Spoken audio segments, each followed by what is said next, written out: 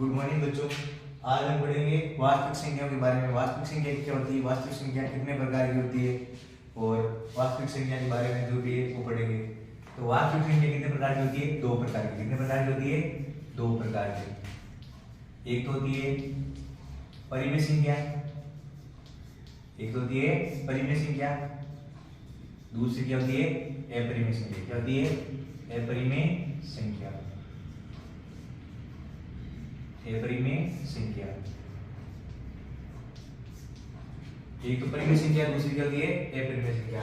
परिमेय संख्या को इंग्लिश में कहते हैं रेशनल नंबर। क्या कहते हैं? Rational number. Rational number. और अपरिमेय संख्या को कहते हैं इरेशनल नंबर। क्या कहते हैं? Irrational number. Irrational number. परिमेय संख्या कौन सी होती है? परिमेय संख्या वो संख्या होती है जिसको p बटा q रूप में क्या लिखा जा सकता है। परिमेय संख्या कौन सी होती है जिसको p बटा q रूप में लिखा जा सकता है?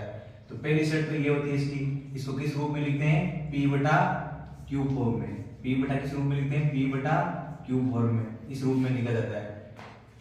दूसरी शर्त क्या होती है तो देखिए, दूसरी शर्त होती है q का मान क्या नहीं होना चाहिए? q का मान क्या नहीं होना चाहिए? 0 नहीं होना चाहिए। q का मान क्या नहीं होना चाहिए? 0 नहीं होना चाहिए। और तीसरी शर्त क्या है? p और q दोनों की दोनों क्या होनी चाहिए? बताओ देखिए, पूर्णांक होनी चाहिए। क्या होनी चाहिए? पूर्णांक। p और q दोनों की दोनों क्या होनी चाहिए? पूर्णांक। p बटा q का मतलब q का मान क्या नहीं होना चाहिए? 0 नहीं होना चाहिए। एग्जांपल देखो देखिए, जैसे 2 बटा क्या है? 3। 2 बटा क्या है? 3।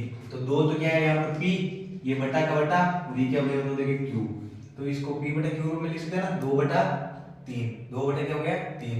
इसी तरह 3 बटा 4, 3 बटा 4।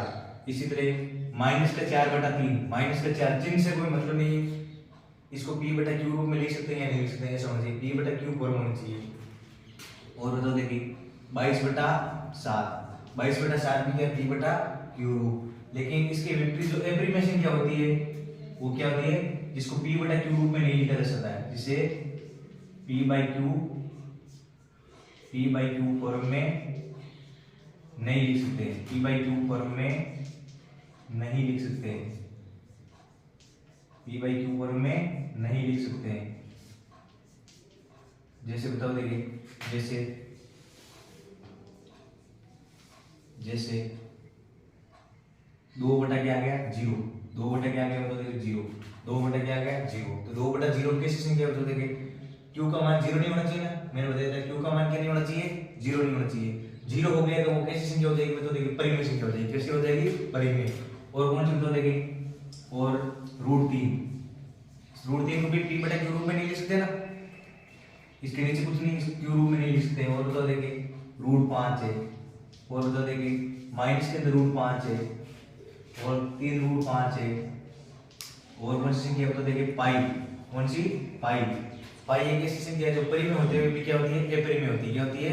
अपरिमेय। और इसके उदाहरण तो देखिए, परिमेय संख्या की 2 है, -1 है, और क्या है? √4 है और √36। देखो √4 क्यों है? जबकि √4 परिमेय संख्या क्यों है?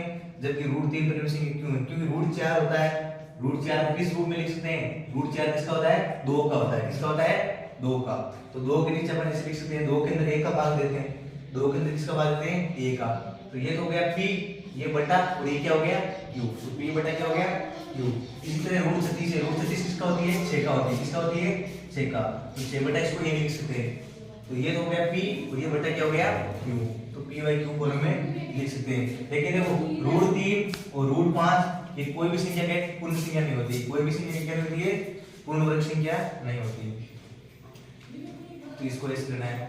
वास्तविक संख्या कितने प्रकार की होती है? दो। एक तो होती है परिमेय संख्या, दूसरी होती है अपरिमेय संख्या। परिमेय संख्या को p बटा q रूप में लिख सकते हैं। q का मान क्या नहीं होना चाहिए? 0 नहीं होना चाहिए। और p और q कैसे होने चाहिए? पूर्णांक। और पूर्णांक संख्या कौन सी होती है? जिसको z से दर्शाते हैं। वो z कौन सी होती है? माइनस अनंत से लेके, जिसमें 0 भी शामिल होती है, और कौन सी होती है? प्लस अनंत तक की संख्या। ये होती है पूर्णांक। क्या होती है? पूर्णांक। इंग्लिश में कहते हैं इसको इंटीजर। क्या कहते हैं? इंटीजर।